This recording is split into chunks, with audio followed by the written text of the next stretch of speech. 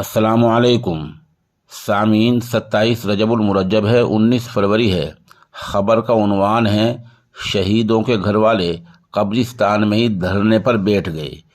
یہ ویڈیو آپ نے سنا، یہ ناصر اور جنید کے گھر والے ہیں جو کہہ رہے ہیں کہ جب تک سبھی قصورواروں کو گرفتار نہیں کیا جائے گا تب تک ہم دھرنے پر بیٹھے رہیں گے۔ آپ کو پتہ ہی ہے کہ اس بارے میں پولیس نے رنکو نام کے ملزم کو گرفتار کر لیا ہے، جبکہ مونو مانیسر جو اصل سرغنہ ہے اور جس کے اوپر قتل کے اور بھی دوسرے الزامات ہیں، جو ہریانہ کا رہنے والا ہے، اس کو اب تک گرفتار نہیں کیا گیا ہے۔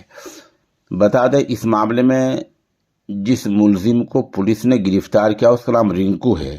اس کا پولیس ریمانڈ میں یہ بیان سامنے آیا ہے کہ قتل کرنے والے ناصر اور جنید کو مارنے سے پہلے ادمری حالت میں پولیس کے پاس تھانے میں لے گئے تھے معاملہ درج کرانے کے لیے ان ملزموں کو، یعنی ان کے مطابق وہ ملزم تھے ناصر اور جنید کو پولیس کو سپرد کرنے کے لیے، لیکن پولیس نے یہ معاملہ درج نہیں کیا اور ان کو وہاں سے بھگا دیا اور نہ جنید اور ناصر کو اپنی تحویل میں لیا۔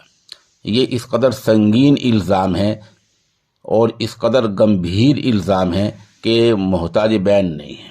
پولیس کو اسی وقت چاہیے تھا کہ ناصر اور جنید کو اپنی تحویل میں لے کر ہسپتال لے جایا جاتا اور جو لوگ مار پیٹ کر ان کو وہاں لائے تھے ان کو گرفتار کر کر جیل بھیج دیا جاتا، لیکن ہریانہ کی پولیس نے ایسا نہیں کیا ہے۔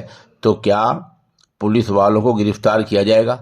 اب تک یہ گرفتاری ہو جانی چاہیے تھی، قصورواروں کی بھی اور ان پولیس والوں کو بھی جنہوں نے اصل قاتلوں کو یوں ہی چھوڑ دیا اور یوں ہی تھانے سے جانے دیا، لیکن ہریانہ سرکار نے اور نہ ہی راجستھان سرکار نے اس بارے میں بنیادی کارروائی ابھی تک نہیں کی ہے۔ اسی لیے شہیدوں کے گھر والوں کو قبرستان میں دھرنے پر بیٹھنا پڑا ہے۔